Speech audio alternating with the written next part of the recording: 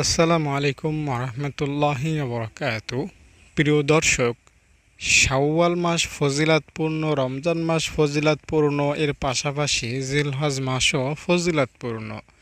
তবে রমজান মাস পুরোটাই ফজিলাতপূর্ণ। শাওয়াল মাসের 6 দিন রোজার সাথে ফজিলত বেঁধে দেওয়া হয়েছে, আর জিলহজ মাসের প্রথম 10 দিনের মধ্যে ফজিলত ঢেলে দেওয়া হয়েছে। তাই আপনি যদি জিলহজ মাসে আপনার গুনাহগুলো ক্ষমা করাতে চান, এই 10 দিন আমল করতে হবে।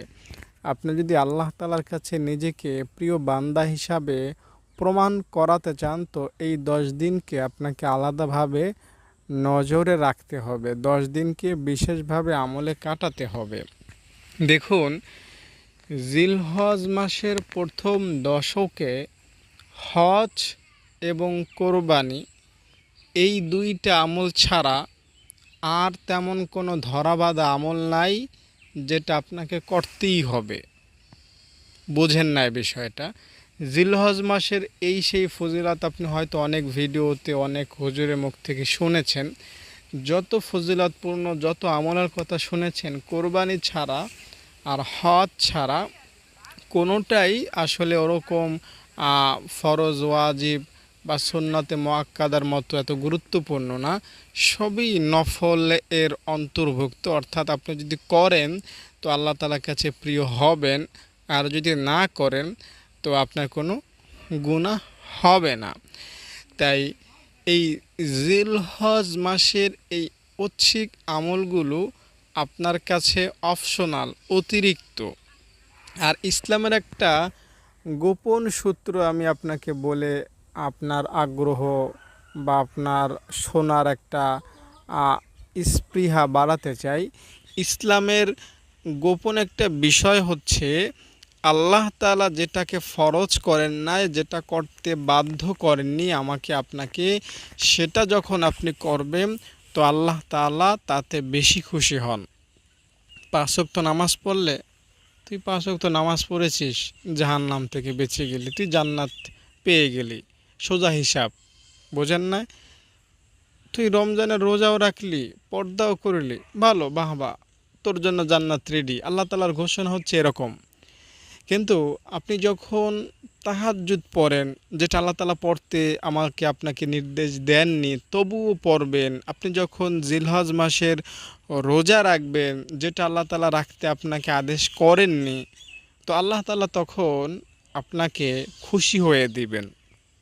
আর আল্লাহ তাআলার খুশি হয়ে দেওয়াটা অনেক বড় পাওনার বিষয়। একটা হচ্ছে আল্লাহ তাআলা ধরে বেঁধে রেখেছেন, মানে তুই ফরজ নামাজ পড়বি, এতটুকু পাবি। আর তুই তাহাজ্জুদ পড়বি, এর কোনো লিমিট নাই। আমি তোকে একটা সোয়াবও দিতে পারি, 1 কোটি সোয়াবও দিতে পারি, দুনিয়ার সমান 10 দুনিয়ার সমানও জান্নাত দিতে পারি, লক্ষ দুনিয়ার সমানও জান্নাত দিতে পারি। মানে আপনি আল্লাহ তাআলাকে ঐচ্ছিক অতিরিক্ত আমলগুলো করে খুশি করবেন, আল্লাহ তাআলাও তার মতো করে আপনাকে খুশি করবেন। তাই আপনি এই সকল আমলগুলো বেশি জোর দিবেন, বেশি করার চেষ্টা করবেন। তো এই জিলহজ মাসের মধ্যে আসলে ওরকম ধরাবাঁধা আমল নাই। তাই আপনি যে সকল অতিরিক্ত আমল আছে, অর্থাৎ নফল, যেটাকে ইসলামী পরিভাষায় নফল আমল বলা হয়, এই নফল আমলগুলো আপনি একটু বেশি মাত্রায় করার চেষ্টা করবেন। তো আল্লাহ তাআলা তাহলে আপনাকে বেশি ভালোবাসবেন। আপনার বাড়িতে যদি মেহমান আসে তো আপনি তখনও খাবার খান, আর যদি মেহমান না থাকে তখন আপনি খাবার খান। কিন্তু উভয়টা খাবার হলেও খাবারের মানের মধ্যে কিন্তু তারতম্য হয়। মেহমান আসলে আপনি চেষ্টা করেন একটু ভালো খাবারের ব্যবস্থা করতে, ঠিক না? তো এই জিলহজ মাসটা আপনার কাছে মেহমান হিসাবে ধরা দিয়েছে মনে করেন। তাই আপনি সারা বছর যে সকল আমলগুলো করেছেন, সে সকল আমলগুলোই যদি আপনি জিলহজ মাসে করেন, বা সেই সংখ্যা পরিমাণই যদি আল্লাহ তাআলার কাছে জিকির করেন, দোয়া দুরূদ পড়েন, তাহলে এটা জিলহজ মাসটাকে সম্মান দেখানো হলো না বা হবে না। মেহমান আসলে আপনি যদি ভর্তা দিয়ে ভাত খেতেন, মেহমান আসলে আপনি একটা মুরগি এনে হলেও তাকে খাওয়ানোর চেষ্টা করেন, মাছ কিনে হলেও তাকে খাওয়ানোর চেষ্টা করেন। তো এই জিলহজ মাসটাকেও মেহমানের মতো মনে করবেন, কারণ এই জিলহজ মাসটাকে আল্লাহ তাআলা সাজিয়েছেন, রাঙিয়েছেন, আলোকিত করেছেন আপনার আমার জন্য। আল্লাহ তাআলা এই জিলহজ মাসের প্রথম 10 দিনে কোরবানি ঢেলে দিয়েছেন, হজের মতো একটা গুরুত্বপূর্ণ বিধান রেখেছেন। তো এত এত গুরুত্ব আল্লাহ তাআলা দিলেন, আপনি আমি যদি এই জিলহজ মাসটাকে গুরুত্ব না দিই, এটা আপনার আমার জন্য পরিতাপের কারণ হবে, আফসোসের কারণ হবে। তো এখন আমি আপনাকে কিছু আমল বলবো যেগুলো আপনি সারা বছরই করতে পারেন, কিন্তু এই জিলহজ মাসকে কেন্দ্র করে একটু বেশি করবেন। প্রথমে আমি আপনাকে বলবো 70,000 ফেরেশতার দোয়া পাওয়া প্রসঙ্গে সূরা হাশরের শেষ 3 আয়াত জিলহজ মাসের প্রথম 10 দিন 20 বার পড়বেন। জিলহজ মাসের প্রথম 10 দিন সূরা হাশরের শেষ 3 আয়াত 20 বার পড়বেন। এতে করে আপনার জন্য 70,000 ফেরেশতা সকালে দোয়া করবে এবং 70,000 ফেরেশতা বিকালে দোয়া করবে। তার মানে 70,000 ফেরেশতা মোট 20 বার আপনার জন্য দোয়া করবে। এটা কিন্তু অনেক বড় একটা সংখ্যা হয়ে যায়, অনেক বিশাল একটা ফেরেশতাদের দোয়াও আপনি পেয়ে যাবেন। বলা যায় লক্ষ লক্ষ ফেরেশতাদের দোয়া আপনি পাবেন যদি জিলহজ মাসের এই প্রথম 10 দিন সকালে ফজরের পরে সূরা হাশরের শেষ 3 আয়াত একবার আর মাগরিবের পরে একবার পড়তে পারেন। তাই কষ্ট করে এই আমলটা আপনি করবেন, কোনোভাবেই যেন ছুটে না যায় সেদিকে আপনি লক্ষ্য রাখবেন। এরপরে আমি আপনাকে জিলহজ মাসের প্রত্যেক ফজরের নামাজের পরে 3 বার জান্নাত চাইতে আল্লাহ তাআলার কাছে বলবো। আপনি এভাবে বলবেন, আল্লাহ তুমি আমাকে জান্নাত দান করো, একবার হলো। এভাবে আরেকবার বলবেন, আল্লাহ তুমি আমাকে জান্নাত দান করো, আল্লাহ তুমি আমাকে জান্নাত দান করো। এভাবে 3 বার আল্লাহ তাআলার কাছে জান্নাত চাইবেন। তাহলে জান্নাত নিজেই সরাসরি আল্লাহ তাআলার কাছে এসে বলবে, আল্লাহ সে যেহেতু তোমার কাছে জান্নাত চাচ্ছে তাই তুমি তাকে জান্নাত দিয়ে দাও। তাই জান্নাত নিশ্চিত করতে আপনি সকালে 3 বার আল্লাহ তাআলার কাছে জান্নাত কামনা করবেন।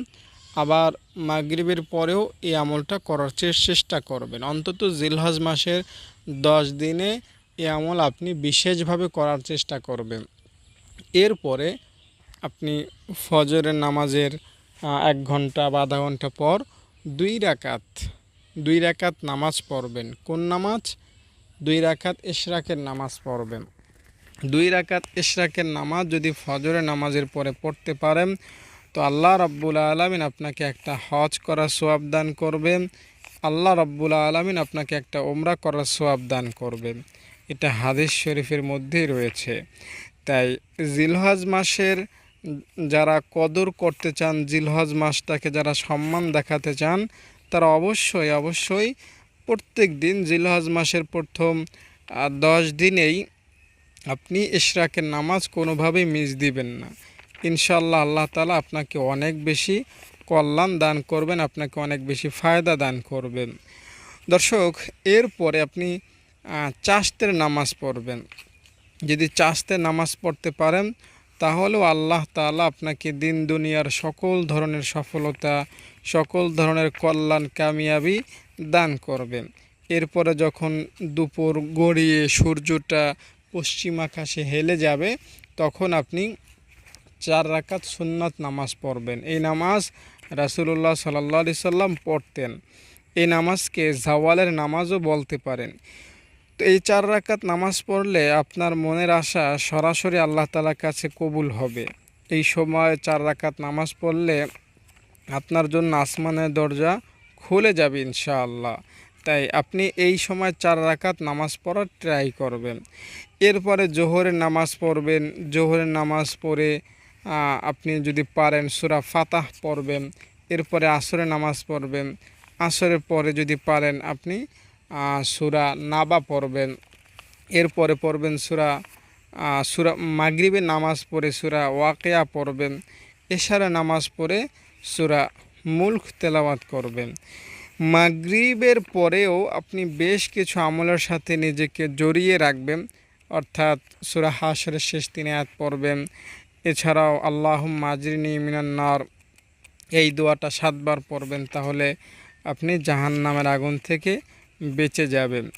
দর্শক, আমি একটা হাদিস খোঁজ করতেছি যেটা সকালবেলায় পড়তে হযরতে জুয়াইরিয়া রাদিয়াল্লাহু তাআলা আনহুকে নবীজি আদেশ করেছিলেন। হাদিসটা আমার মুখস্থ, তবু আপনাকে পড়ে পড়ে শোনাতে মনে চাচ্ছে, তো আমি খুঁজে পাচ্ছি না, তো আমি আপনাকে হাদিসটি বলি। একবার হুজুর সাল্লাল্লাহু আলাইহি সাল্লাম ফজরের নামাজ পড়তে হযরতে জুয়াইরিয়া আর ঘর থেকে নবীজি বের হলেন। জুয়াইরিয়া রাসূলুল্লাহ সাল্লাল্লাহু আলাইহি সাল্লাম একজন স্ত্রী ছিলেন। তো তার ঘর থেকে নবীজি বের হলেন। যখন বের হন তখন নবীজি দেখতেছেন তিনি জায়নামাজে বসা নামাজ কালাম করতেছেন। তো নবীজি বেলা গড়িয়ে যখন 9টা 10টা তখন নবীজি আবার ঘরে ফিরলেন। তখনও নবীজি দেখলেন যে হযরতে জুয়াইরিয়া জায়নামাজে বসে নামাজ কালামে ব্যস্ত, তাসবিহ তাহলিলিতে ব্যস্ত। তো নবীজি সাল্লাল্লাহু আলাইহি সাল্লাম হযরতে জুয়াইরিয়াকে লক্ষ্য করে তখন বললেন, জুয়াইরিয়া, আমি তোমাকে যেভাবে দেখে গিয়েছিলাম তুমি কি সেভাবেই এখনও আছো? হযরতে জুয়াইরিয়া বললেন, হ্যাঁ রাসূল, আপনি যেভাবে আমাকে জায়নামাজে দেখে গিয়েছিলেন আমি এখন ওই জায়নামাজেই বসে আছি, নামাজ কালাম তাসবিহ তাহলিল জিকির আজকার দোয়া দুরুদেই ব্যস্ত আছি। তো তখন নবীজি হযরতে জুয়াইরিয়াকে বললেন যে, দেখো, আমি এমন একটা বাক্য জানি যেটা তুমি 3বার পড়লে তোমার এই সকল ইবাদতের চাইতে বেশি সওয়াব হয়ে যাবে। মানে তুমি যে ফজর থেকে এই পর্যন্ত হযরতে জুয়াইরিয়া ফজর থেকে সকাল 9টা 10টা পর্যন্ত তাসবিহ তাহলিল জিকির আজকার নামাজ কালাম করে যত সওয়াব পেয়েছেন, নবীজি বলছেন যে তার চেয়ে বেশি তোমার সওয়াব হবে যদি তুমি এই বাক্যটা এই দোয়াটা 3বার পড়ো। হযরতে জুয়াইরিয়া শুনে নবীজির মুখ থেকে দোয়াটা শুনলেন। দোয়াটা হচ্ছে সুবহানাল্লাহি আদাদা খালকিহি ওয়া রিযা নাফসিহি ওয়া জিনাত আরশিহি ওয়া মিদাদা কালিমাতিহি।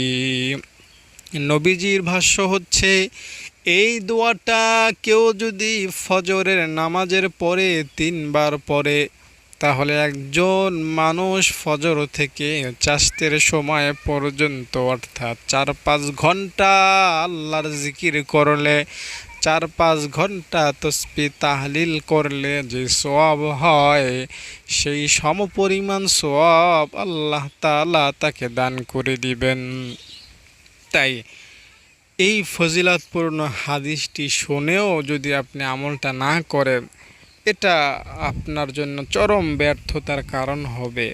তাই ভাই বোন, বন্ধু, দর্শক শ্রোতা, আমি যে হাদিসটি আপনাকে শোনালাম এটা একটা খুবই প্রসিদ্ধ হাদিস এবং আমি এই হাদিসটি বইতেও পড়েছি, অন্যান্য হুজুরদের থেকেও শুনেছি। তাই আমি আশা করি আপনি দোয়াটা শিখবেন এবং আমল করবেন। আমাদের হায়াত শর্ট, এই শর্ট হায়াতে আল্লাহ তাআলার নবী আমাদের জন্য এমন কিছু রেখে গিয়েছেন যেগুলোর উপর আমল করলে আসলে আমরা অনেক নেকি কামাতে পারবো। নবীজি আমাদের জন্য জিলহজ মাসের 10 দিন রেখে গিয়েছেন। শাওয়াল মাসের 6 দিন রোজা রাখলে সারা বছর রোজা রাখার সওয়াব। আর জিলহজ মাসের 9ম দিন শুধু একদিন রোজা রাখবেন, শুধু একদিন রোজা রাখবেন, কোরবানির আগের দিন রোজা রাখবেন, তাহলে আপনার 2 বছরের গুনাহ মাফ হবে। তাও কেমন গুনাহ মাফ হবে জানেন? মানে 2021 সালে আপনি যে গুনাহটা করেছেন, 22 সালে যে গুনাহটা করেছেন সেই গুনাহটা মাফ হবে। এখন তো 23 সাল রানিং, এই 23-24 সাল আগামী 1 বছর, এখন মে জুন মাস, আজকে 17 তারিখ, এই 17 তারিখ আগামী 24 সালের জুন মাস পর্যন্ত আপনি যত গুনাহ করবেন ভবিষ্যতে, এই আগাম 1 বছরের গুনাহ আল্লাহ মাফ করে দিবেন। ভাবতে পারেন বিষয়টা কত গুরুত্বপূর্ণ। মাত্র একদিন রোজা, কোন দিন? কোরবানির আগের দিন। বিনিময় 2022-23 যত গুনাহ করেছেন মাফ, এবং 23-24 যত গুনাহ করবেন মাফ। এত এত অফার আল্লাহ তাআলার নবী আমাদের জন্য শুনিয়েছেন। তাই আপনি এই আমলগুলো করার চেষ্টা করবেন। আমি আপনাকে আরও বেশ কিছু আমলের কথা শোনাতে চাই। একটা বিষয় হয়তো আপনি লক্ষ্য করেছেন যদি আমার ভিডিও নিয়মিত দেখে থাকেন। আমি বেসিক্যালি যে সকল ফাজাইল আছে, ফজিলাত আছে, অতি গুরুত্বপূর্ণ, লোভনীয়, শোনার মতো ফজিলতপূর্ণ হাদিস আছে, সেগুলোই আপনাদের সাথে শেয়ার করি। আর যে সকল আযাব, গজব, ভয়াবহতা, কঠোরতা, হুমকি ধমকি, আদেশ নিষেধের হাদিস আছে, সেগুলো একটু কম বলার চেষ্টা করি। তাই আপনি ওই হাদিসগুলো শোনার চেষ্টা করবেন, তাহলে দুইটার সমন্বয়ে আপনি সামনে আগাতে পারবেন। যদি শুধু আপনি ফাজাইলের হাদিসগুলোই শোনেন, তাহলে আপনি হয়তো বেপরোয়া হয়ে যেতে পারেন। হযরত ওমর রাদিয়াল্লাহু তাআলা আনহুর একটা ঘটনা শোনাই। তিনি একবার বলেছেন যে, আমি আল্লাহ তাআলার রহমতের আশা করি কেমন জানো? আল্লাহ তাআলা যদি ঘোষণা করে যে দুনিয়ার সব মানুষ জাহান্নামে যাবে, কেউ জান্নাতে যেতে পারবে না, কে ওলি, কে পীর, কে আলেম, কে সাহাবা, কে অমুক তমুক, কোনো ভ্যালু নাই, সব জাহান্নামে যাবে, একটা লোক যাবে কোথায়? জান্নাতে। তাহলে আমি ওমর বুক বেঁধে আশায় রাখতাম, বুকে আশা বেঁধে রাখতাম যে ওই একটা লোক আমি ওমরই হব, আর দুনিয়ার কেউ ওই আল্লাহর জান্নাতে যেতে পারবে না, আমি ওমর যাব জান্নাতে, আল্লাহ আমাকে জান্নাত দিবেন, আল্লাহ আমাকে ভালোবাসেন। এত বড় আল্লাহর রহমতের প্রতি তার আশা। আবার এর পরক্ষণে তিনি কি বললেন? শোনো, আল্লাহ যদি বলেন যে দুনিয়ার সব মানুষ জাহান্নামে যাবে না, সব মানুষ জান্নাতে যাবে, কে কাফের, কে মুশরিক, কে হিন্দু, কে খ্রিস্টান, কে বৌদ্ধ, কে মুসলিম, কে আলেম, কে ডাক্তার, কোনো ভেদাভেদ নাই, আমি আল্লাহ সবাইকে জান্নাত দিয়ে দেব, একটা মানুষকে শুধু জাহান্নামে ফেলবো। তো আল্লাহ তাআলা যদি এমন ঘোষণাও করেন, তো আমি ওমর ভয়ে ভীত থাকতাম যে একটা কাফেরও হয়তো জান্নাতে যেতে পারবো, ওই একটা মানুষ যে জাহান্নামে যাবে, ওই একটা মানুষ না, আমি হয়ে যাই, আমি ওমর হয়ে যাই। তাই আল্লাহ তাআলার রহমতের প্রতি আমাদের অবশ্যই বিশ্বাস রাখতে হবে, ভরসা রাখতে হবে, এবং আল্লাহ তাআলার কঠোরতার প্রতিও আমাদেরকে সতর্ক থাকতে হবে যে আমরা যদি শুধু গুনাই করি, তাহলে আল্লাহ তাআলা আমাদেরকে পাকড়াও করবেন। আর জিলহজ মাসটা মূলত রহমতের মাস। এই প্রথম দশক আল্লাহ তাআলার রহমত, বরকত, কল্যাণ, অনুগ্রহ, সওয়াব এগুলো দিয়ে ভরে রেখেছেন। আমল করবেন তো পাবেন, সওয়াব পাবেন, অসংখ্য সওয়াব পাবেন। লা ইলাহা ইল্লাল্লাহ, লা ইলাহা ইল্লাল্লাহ। সকালে 100 বার পড়বেন, বিকালে 100 বার পড়বেন। জিলহজ মাসের প্রথম 10 দিন মোট 2000 বার পড়বেন। সকালে 100 বার 10 দিনে হয় 1000 বার, বিকালে 100 বার 10 দিনে হয় 1000, মোট 2000 বার যদি এই নিয়মে আপনি লা ইলাহা ইল্লাল্লাহ পড়তে পারেন, ওই জাত সত্তার শপথ, আল্লাহর নামের কসম দিয়ে বলছি, যদি খাঁটি নিয়তে পড়তে পারেন, তাওবার নিয়তে পড়তে পারেন, আপনার আমল নামায় একটা গুনাহ থাকবে না, একটা গুনাহ থাকবে না। নয়াকারে না বলতে যা বুঝেন তাই। এখন যদি আপনি আমাকে ব্যাখ্যা করতে বলেন যে হুজুর আমি তো ওই গুনাহ করেছি, ওটা কি মাফ হবে, আমি কি ওই গুনাহ মাফ পাবো, এতটা তো ব্যাখ্যা যদি জানতে যান, তাহলে আপনি প্যাচে পড়ে যেতে পারেন। আর একটা কথা মনে রাখবেন, আল্লাহ তাআলাকে আপনি যেমন ভাববেন, আল্লাহ তাআলা আপনাকে তেমনই দিবেন। যে হ্যাঁ, আল্লাহ তাআলা লা ইলাহা ইল্লাল্লাহ যদি পড়ি, আমার ওই গুনাহ মাফ করে দিবেন, আল্লাহ তাআলা আমাকে মাফ করে দিবেন, কারণ আমি তো তার বান্দাই। আর যদি এমন ভাবেন না ওই গুনাহ মাফ হবে না, তাহলে আপনার গুনাহ না মাফ নাও হতে পারে। আর যদি ইয়াকিন বিশ্বাস রেখে লা ইলাহা ইল্লাল্লাহ পড়েন, যত বড়ই অপরাধ হোক না কেন আল্লাহ তাআলা ক্ষমা করতে দ্বিধা করবেন না, মাফ করে দেবেন। তবে বান্দার হক থাকলে সেটা ভিন্ন কথা, বান্দার হক আপনাকে পরিশোধ করতেই হবে, তার কাছ থেকে মাপ চেয়ে নিতে হবে। লা হাওলা ওয়ালা কুওয়াতা ইল্লা বিল্লাহ, এটা পড়বেন সকালে 100 বার আর বিকালে 100 বার। জিলহজ মাসের প্রথম 10 দিন এই আমলটা করবেন ইনশাআল্লাহ। তাহলে আপনার কি হবে জানেন, আপনার জন্য অভাবের দরজা বন্ধ হবে। অনেকেই আর্থিক সমস্যা, টাকা পয়সার সমস্যায় জর্জরিত, এগুলো থাকবে না ইনশাআল্লাহ। এছাড়া দর্শক, আপনাদের যাদের মনোবাসনা পূরণের দরকার, অনেক বড় কঠিন হামলা মামলা শত্রুতা ইত্যাদির মধ্যে জর্জরিত, তারাও বেশ করে এই দোয়াটা পড়বেন। লা হাওলা ওয়ালা কুওয়াতা ইল্লা বিল্লাহ। জিলহজ মাসটাকে কেন্দ্র করে, জিলহজ মাসটাকে ভালোবেসে, জিলহজ মাসটাকে আপনি শ্রদ্ধা দেখিয়েছেন, এটা বোঝানোর জন্য একটা টুপি কিনবেন যদি না থাকে, একটা মেসওয়াক অবশ্যই কিনবেন যদি না থাকে। বিনিময়ে কি হবে জানেন, আল্লাহ তাআলা দেখবেন যে আমার বান্দা জিলহজ মাসটাকে সম্মান দেখানোর জন্য একটা টুপি কিনলো, আমার বান্দা মেসওয়াক কিনলো, যা ফেরেশতারা তার গুনাহগুলো মাফ করে। আসলে আল্লাহ তাআলা সামান্য সামান্য বিষয়ের কারণেই বান্দাকে ক্ষমা করে থাকেন। তবে সবাইকে সব কারণে আল্লাহ তাআলা মাফ করেন না।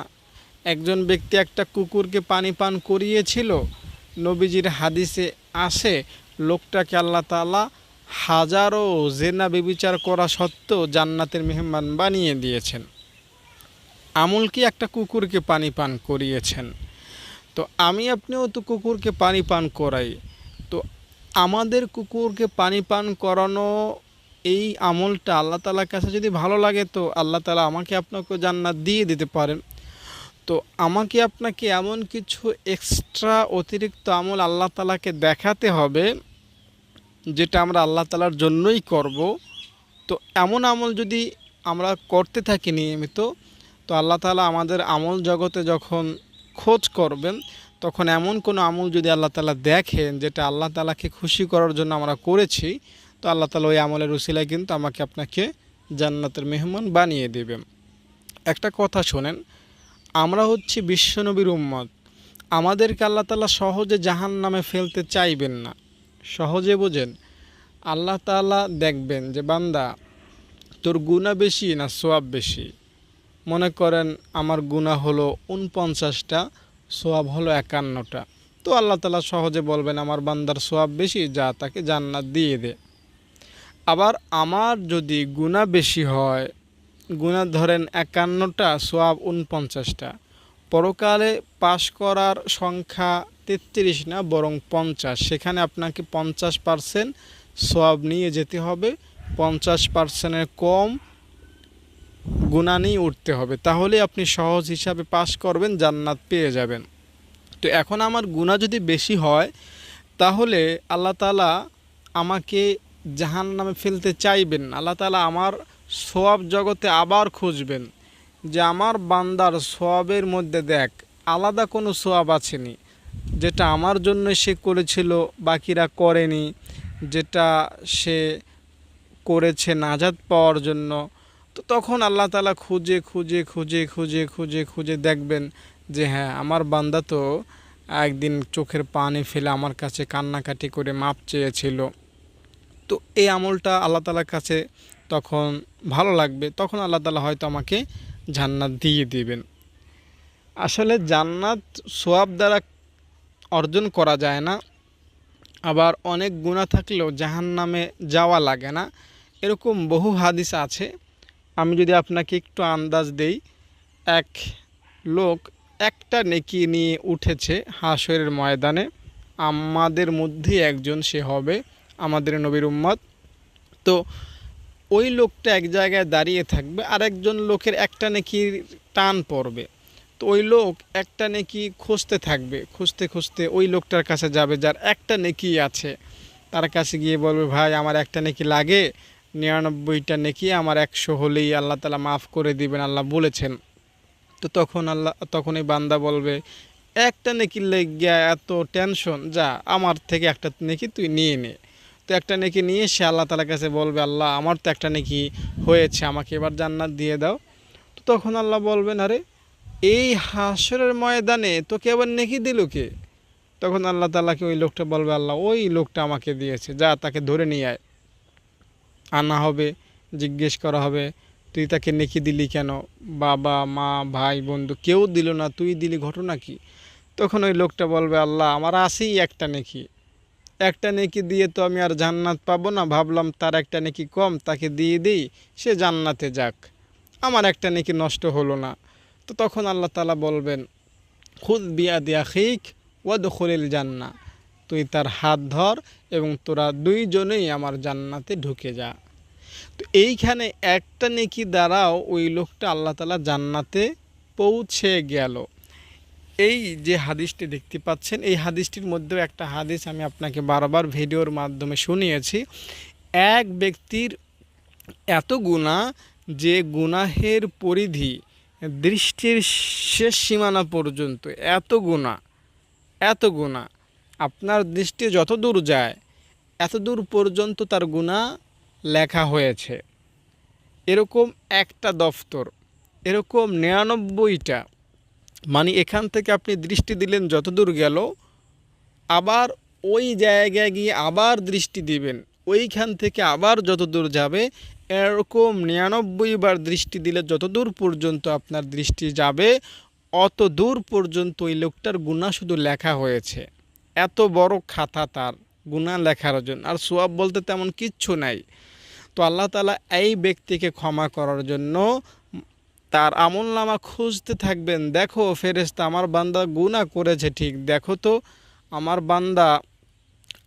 বান্দা আমার নবীর উম্মত, আমি তো তাকে সহজে জাহান্নামে ফেলতে পারি না, দেখো তার কোনো আমল আছে কি না যেটার কারণে আমি তাকে ক্ষমা করতে পারি। তো তখন আল্লাহ তাআলা দেখবেন যে আমার বান্দা অনেক গুনাহ করলেও একটা ভালো কাজ আছে, কি জানেন? সে পড়েছিল আশহাদু আল্লাহ ইলাহা ইল্লাল্লাহ ওয়াহদাহু লা শারীকা লাহ ওয়া আশহাদু আন্না মুহাম্মাদান আবদুহু ওয়া রাসূলুহু।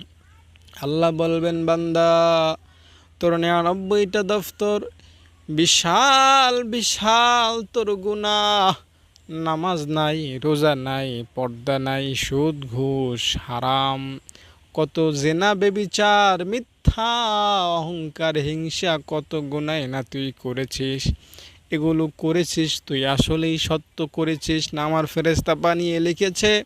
ওই লোকটা বলবে, আল্লাহ তোমার ফেরেশতা কিছু বানিয়ে টানিয়ে লেখে নাই, সবগুলোই আমি করেছি।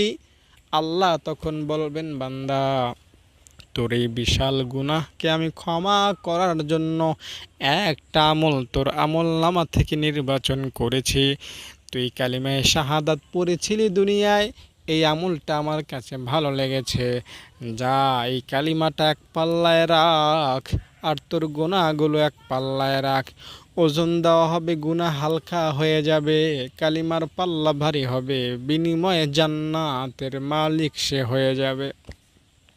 বিশ্বাস হলো না? না, সহজে বললাম। তো আল্লাহ তাআলা আমাকে আপনাকে জাহান্নামে ফেলতে চাইবেন না, সহজে ফেলতে চাইবেন না।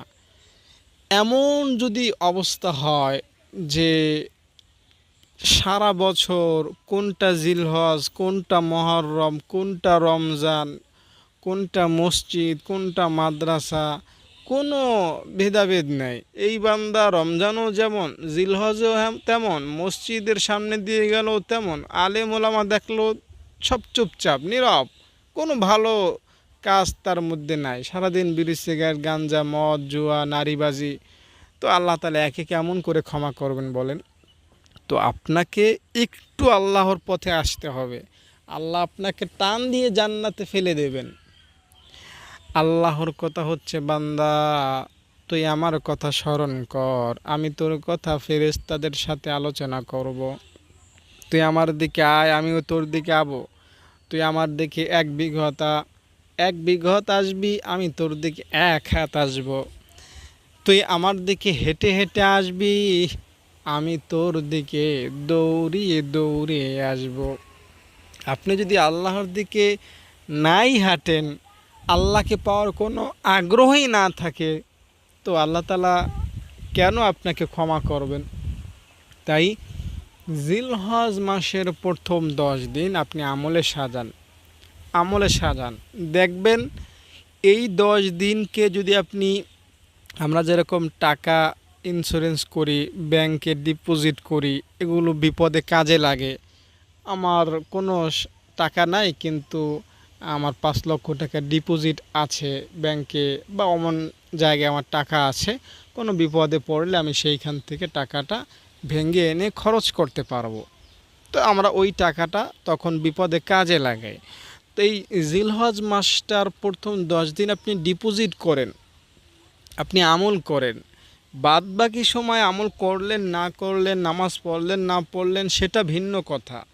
এই জিলহজ মাসের এই 10 দিনকে প্যাকেটিং করে ভালোভাবে ডিপোজিট করে রেখে দেন। আপনি অন্তত আল্লাহ তাআলাকে এটা বলতে পারবেন যে, আল্লাহ, তোমার নবী জিলহজ মাসটাকে এত গুরুত্ব দিয়েছিলেন, আমিও একটা বছর জিলহজ মাসকে গুরুত্ব দিয়েছিলাম। ওই মাসের ওই 10 দিনের উসিলায় তুমি আমাকে মাফ করে দাও আল্লাহ। আপনি এই কথা আল্লাহকে বলার সুযোগ পাবেন ইনশাআল্লাহ। তাই একটা জিলহজ মাসের 10 দিন কাজে লাগান, ভাগ্য পরিবর্তন হয়ে যাবে। দেখুন, জিলহজ মাসের 10 দিন চলে গেলে আপনি যদি 10 দিন আমল করেন, ওই 10 দিন আমল করলেও আপনি ক্ষমা পাবেন, নাজাত পাবেন, সন্দেহ নাই। কিন্তু এই জিলহজ মাসের 10 দিনে আমল করলে যেটা পাবেন, সেটা ওই 10 দিন কেন 10 লক্ষ বছর আমল করলেও পাওয়া আমার মনে হয় পসিবল না। আল্লাহ তাআলা জিলহজ মাসের প্রথম 10 দিনকে ডেকোরেশন করেছেন, আপনাকে দাওয়াত দিয়েছেন ভিআইপি ভাবে, বান্দা আয়, আমি 10 দিনকে সাজালাম, তুই আমার দাওয়াত কবুল করে জিলহজ মাসটাকে আমলে সাজা, আমি তোকে দিব। আল্লাহ তাআলা আপনাকে দিবেন। আর বাদ বাকি সময় সাধারণ সময়, অন্য সময় আমল করলে আল্লাহ তাআলা আপনাকে স্বাভাবিক দাওয়াত দিবেন। তো আসলে আমাদের জিলহজ মাসটাকে আলাদাভাবে গুরুত্ব দেওয়াই উচিত এবং আলাদাভাবে আমল করাই উচিত। দর্শক, অনেক আমলের কথা বললাম, আশা করি আমল করবেন এবং দিন দুনিয়ার যত সফলতা সব অর্জন করার চেষ্টা করবেন। তাই মেসওয়াক করবেন। মেসওয়াকের কথাই বলতেছিলাম, মেসওয়াক করে যদি আপনি নামাজ পড়েন, তো আপনার নামাজের সওয়াব 70 গুণ বেড়ে যাবে। কোথাও আছে 700 গুণ, না 400 গুণ বেড়ে যাবে। জিলহজ মাসে আপনি নামাজ পড়বেন মেসওয়াক করে, এক ওয়াক্ত নামাজে 400 গুণ পর্যন্ত সওয়াব পাবেন। 400 গুণ পর্যন্ত সওয়াব হয়ে যাবে। তো আশা করি দর্শক এই আমলগুলো করে পরকালের সামানা গোছানোর চেষ্টা করবেন। আর জিলহজ মাসের জুমা গুরুত্ব দিবেন। জুমার দিন কদম দিয়ে মসজিদে গেলে 1 বছর নামাজের সওয়াব, 1 বছর রোজা রাখার সওয়াব হয়। তো এই আমলগুলো খুঁজে খুঁজে করার চেষ্টা করবেন। রোগীদের দেখতে যাবেন, তাহলেও আপনি লক্ষ লক্ষ ফেরেশতাদের দোয়া পাবেন। রাসূলুল্লাহ সাল্লাল্লাহু আলাইহি সাল্লামকে স্মরণ করে দুরূদ পড়বেন, ইনশাআল্লাহ ফেরেশতাদের দোয়া পাবেন, গুনাহ মাফ হবে নিশ্চিতভাবে। আল্লাহ তাআলার জান্নাত আপনার জন্য ওয়াজিব হয়ে যাবে ইনশাআল্লাহ। দর্শক, অগোছালো কথাগুলো ক্ষমা করবেন। আপনার জন্য দোয়া করে ভিডিওটি এখানে শেষ করছি। ভালো থাকেন, নিরাপদে থাকেন। আসসালামু আলাইকুম।